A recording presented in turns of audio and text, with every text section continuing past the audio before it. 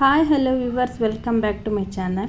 ಇವತ್ತಿನ ವಿಡಿಯೋದಲ್ಲಿ ನಾವು ಅಂಗನವಾಡಿಯಲ್ಲಿ ಕೊಡುವಂತಹ 6 ತಿಂಗಳಿಂದ ಮೇಲ್ಪಟ್ಟ ಮಕ್ಕಳಿಗೆ 3 ವರ್ಷದ ಮಕ್ಕಳಿಗೆ ಕೊಡುವಂತಹ ಈ ಅಂಗನವಾಡಿಯಲ್ಲಿ ಕೊಡುವ ಪುಷ್ಟಿ ಪೌಡರ್ನ ಯಾವ ರೀತಿ ಉಪಯೋಗಿಸಿ ಗರಿಗರಿಯಾದ ದೋಸೆನ 10 ನಿಮಿಷದಲ್ಲಿ ಮಾಡ್ಬೋದು ಅನ್ನೋದನ್ನು ಈ ವಿಡಿಯೋದಲ್ಲಿ ತಿಳಿಸ್ಕೊಡ್ತಾ ಇದ್ದೀನಿ. ವಿಡಿಯೋ ಸ್ಕಿಪ್ ಮಾಡದೆ ಪೂರ್ತಿ ವಿಡಿಯೋ ನೋಡಿ, ಆವಾಗ ನಿಮಗೆ ಅರ್ಥ ಆಗುತ್ತೆ ಯಾವ ರೀತಿ ಮಾಡೋದು ಅನ್ನೋದನ್ನು. ಈ ಅಂಗನವಾಡಿಯಲ್ಲಿ ಕೊಡುವಂಥ ಪುಷ್ಟಿ ಪೌಡರಲ್ಲಿ ಅನೇಕ ಪೌಷ್ಟಿಕಾಂಶ ಇರೋದ್ರಿಂದ ಅದನ್ನು ಈ ರೀತಿ ಯೂಸ್ ಮಾಡಿ ಮನೆಯಲ್ಲಿ ಉಪಯೋಗಿಸಿ ಇನ್ಸ್ಟೆಂಟಾಗಿ ದೋಸೆ ಮಾಡಿಕೊಡಿ. ಮಕ್ಕಳಿಗೆ ತುಂಬಾ ಇಷ್ಟ ಆಗುತ್ತೆ. ಹಾಗೆ ಮಕ್ಕಳು ಸ್ಕೂಲಿಂದ ಬಂದ ಕೂಡಲೇ ಕೂಡ ತಿಂತಾರೆ. ಮಕ್ಕಳಿಂದ ಹಿಡಿದು ದೊಡ್ಡವರು ಕೂಡ ಇಷ್ಟಪಡ್ತಾರೆ. ಬನ್ನಿ ಯಾವ ರೀತಿ ಮಾಡೋದು ಅನ್ನೋದನ್ನು ನೋಡೋಣ. ನಾನು ಮೆಜರ್ಮೆಂಟ್ಗೆ ಅಂತ ಈ ಕಪ್ಪನ್ನು ಯೂಸ್ ಮಾಡ್ತಾ ಇದ್ದೀನಿ. ನೀವು ಯಾವ ಕಪ್ಪಿಂದ ಯೂಸ್ ಮಾಡ್ತೀರೋ ಅದೇ ಕಪ್ಪಿಂದ ಅಳತೆನ ಕಂಟಿನ್ಯೂ ಮಾಡಿ. ನಾನು 1 ಕಪ್ ಆಗುವಷ್ಟು ಪುಷ್ಟಿ ಪೌಡರ್ನ ತೊಗೊತಾ ಇದ್ದೀನಿ. 1 ಕಪ್ಪಿಂದ ನಾವು ಒಂದು 8-10 ದೋಸೆನ ರೆಡಿ ಮಾಡ್ಕೋಬಹುದು. ನಾನು 1 ಕಪ್ಪು ಪುಷ್ಟಿ ಪೌಡರ್ನ ತೊಗೊತಾ ಇದ್ದೀನಿ. ಹಾಗೆ ನಿಮ್ಮ ಬಳಿ ಈ ರೀತಿ ದೊಡ್ಡ ಜಾರ್ ಇದ್ದರೆ ತುಂಬಾ ಚೆನ್ನಾಗಿ, ಯಾಕಂದರೆ ಮಿಕ್ಸ್ ಮಾಡೋಕ್ಕೆ ತುಂಬಾ ಈಸಿ ಆಗುತ್ತೆ. ನಾನಿಲ್ಲಿ ಈ ದೊಡ್ಡದಾಗಿರುವಂಥ ಒಂದು ಜಾರನ್ನು ತೊಗೊತಾ ಇದ್ದೀನಿ. ಮಿಕ್ಸಿ ಜಾರಿಗೆ ಈ 1 ಕಪ್ಪು ಪುಷ್ಟಿ ಪೌಡರ್ನ ಹಾಕ್ಕೊತಾ ಇದ್ದೀನಿ. ಹಾಗೆ ಯಾರೆಲ್ಲ ನೋಡ್ತಾ ಇದ್ದೀರಾ ಪ್ಲೀಸ್ ಒಂದು ವಿಡಿಯೋಗೆ ಲೈಕ್ ಕೊಡೋದನ್ನು ಮರಿಬೇಡಿ. ಹಾಗೆ ಹೊಸಬ್ರು ನಮ್ಮ ಚಾನಲ್ನ ನೋಡ್ತಾ ಇದ್ದರೆ ಪ್ಲೀಸ್ ನಮ್ಮ ಚಾನಲ್ಗೆ ಸಬ್ಸ್ಕ್ರೈಬ್ ಆಗಿ ಬೆಲ್ ಐಕನ್ ಆನ್ ಮಾಡ್ಕೊಳ್ಳಿ. ನಾನು ಹಾಕೋ ಪ್ರತಿಯೊಂದು ವಿಡಿಯೋ ಕೂಡ ನೀವು ಮೊದಲು ನೋಡ್ಬೋದು. ನಾನು ಹಾಗೆ ಅದೇ ಕಪ್ಪಿಂದ 1 ಕಪ್ ಆಗುವಷ್ಟು ಈ ಚಿರೋಟಿ ರವೆನ ತೊಗೊತಾ ಇದ್ದೀನಿ. ಸಣ್ಣ ರವೆ ಇರುತ್ತೆ ಅಲ್ವಾ, ಹೋಳಿಗೆ ರವೆ ಕೂಡ ಅಂತಾರೆ ಇದಕ್ಕೆ. ಹಾಗೆ ಒಂದು ಅರ್ಧ ಸ್ಪೂನ್ ಆಗುವಷ್ಟು ಜೀರಿಗೆನ ಹಾಕ್ಕೊತಾ ಇದ್ದೀನಿ. ಎಲ್ಲೂ ಕೂಡ ವಿಡಿಯೋ ಸ್ಕಿಪ್ ಮಾಡದೆ ಪೂರ್ತಿಯಾಗಿ ನೋಡಿ, ಆವಾಗ ನಿಮಗೇ ಅರ್ಥ ಆಗುತ್ತೆ. ಹಾಗೆ ಒಂದು ಅರ್ಧ ಸ್ಪೂನ್ ಆಗುವಷ್ಟು ಸಕ್ಕರೆನ ಹಾಕ್ಕೊತಾ ಇದ್ದೀನಿ ಕಲರ್ಗೋಸ್ಕರ ಅಂತ. ಹಾಗೆ ಒಂದು ಸ್ವಲ್ಪ ಉಪ್ಪನ್ನು ಹಾಕ್ಕೊತಾ ಇದ್ದೀನಿ. ಹಾಗೆ ನಾನು ಒಂದು ಅರ್ಧ ಕಪ್ ಆಗುವಷ್ಟು ಈ ಗಟ್ಟಿ ಮೊಸರನ್ನ ಹಾಕ್ಕೊತಾ ಇದ್ದೀನಿ. ಈ ಪಾಕೆಟಲ್ಲಿ ಬರುತ್ತಲ್ವ ಆ ಮೊಸರನ್ನ ಹಾಕ್ಕೊತಾ ಇದ್ದೀನಿ. ಹುಳಿ ಇರಬಾರ್ದು ಮೊಸರು, ಆದಷ್ಟು ಅದನ್ನು ಹಾಕ್ಕೊಳ್ಳಿ. ಹಾಗೆ ನಾನು ಅದೇ ಕಪ್ಪಿಗೆ ಒಂದು ಸ್ವಲ್ಪ ನೀರನ್ನು ಕೂಡ ಆ್ಯಡ್ ಮಾಡ್ಕೊತಾ ಇದ್ದೀನಿ.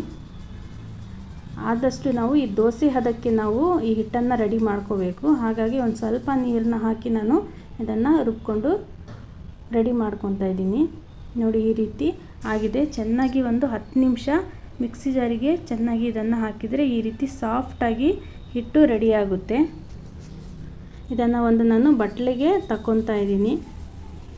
ಹಾಗೆ ನಿಮಗೆ ಈ ವಿಡಿಯೋ ಇಷ್ಟ ಆದರೆ ಪ್ಲೀಸ್ ಫ್ಯಾಮಿಲಿ ಫ್ರೆಂಡ್ಸ್ ಜೊತೆ ಶೇರ್ ಮಾಡೋದನ್ನು ಮರಿಬೇಡಿ. ಅವರು ಕೂಡ ಈ ವಿಡಿಯೋಗೆ ನೋಡಿ ಅವ್ರಿಗೂ ಕೂಡ ಈ ಪುಷ್ಟಿ ಹಿಟ್ಟಿನಿಂದ ಯಾವ ರೀತಿ ಇನ್ಸ್ಟೆಂಟ್ ದೋಸೆ ಮಾಡೋದು ಅನ್ನೋದು ಕೂಡ ಅವರಿಗೂ ಕೂಡ ಗೊತ್ತಾಗುತ್ತೆ. ನೋಡಿ ಈ ರೀತಿ ದೋಸೆ ಹಿಟ್ಟಿನ ಹದಕ್ಕೆ ನಾವು ಇದನ್ನು ಮಿಕ್ಸ್ ಮಾಡ್ಕೋಬೇಕು.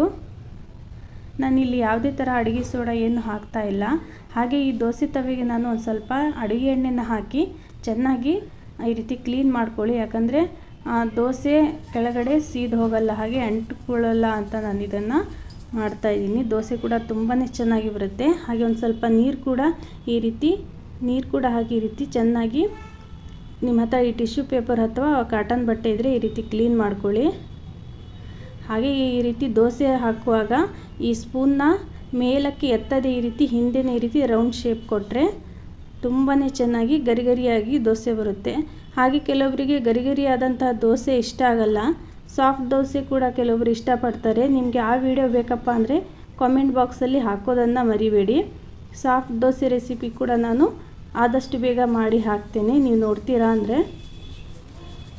ಸ್ವಲ್ಪ ಅಡುಗೆ ಎಣ್ಣೆನ ಹಾಕಿ ಚೆನ್ನಾಗಿ ಎಲ್ಲ ಕಡೆ ಬೇಯಿಸ್ಕೊಂಡ್ರೆ ಆಯಿತು. ಗರಿಗರಿಯಾದಂಥ ದೋಸೆ ರೆಡಿಯಾಗುತ್ತೆ. ನೀವು ಚಟ್ನಿ ಜೊತೆ ಪಲ್ಯ ಜೊತೆ ಕೂಡ ತುಂಬಾ ಚೆನ್ನಾಗಿ ಕಾಣಿಸುತ್ತೆ.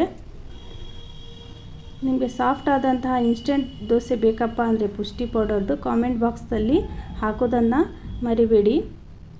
ನೋಡಿ ಈ ರೀತಿ 2 ಸೈಡು ಚೆನ್ನಾಗಿ ಬೇಯಿಸ್ಕೊಂಡ್ರೆ ತುಂಬಾ ರುಚಿಯಂತೂ ತುಂಬಾ ಚೆನ್ನಾಗಿ ಬರುತ್ತೆ. ಈ ಅಂಗನವಾಡಿಯಲ್ಲಿ ಕೊಡುವ ಪುಷ್ಟಿ ಪೌಡರು ಬಹಳ ಜನ ಒಸಿತಾರೆ. ಅದನ್ನು ಈ ರೀತಿ ಕೂಡ ಯೂಸ್ ಮಾಡಿ ನೀವು ಮಕ್ಕಳಿಗೆ ದೋಸೆ ರೆಡಿ ಮಾಡಿ ಕೊಡ್ಬೋದು. ಹಾಗೆ ನಿಮಗೆ ಈ ವಿಡಿಯೋ ಹೇಗೆ ಅನ್ನಿಸ್ತು ಅನ್ನೋದನ್ನು ಕಾಮೆಂಟ್ ಬಾಕ್ಸಲ್ಲಿ ಹಾಕೋದನ್ನು ಮರಿಬೇಡಿ.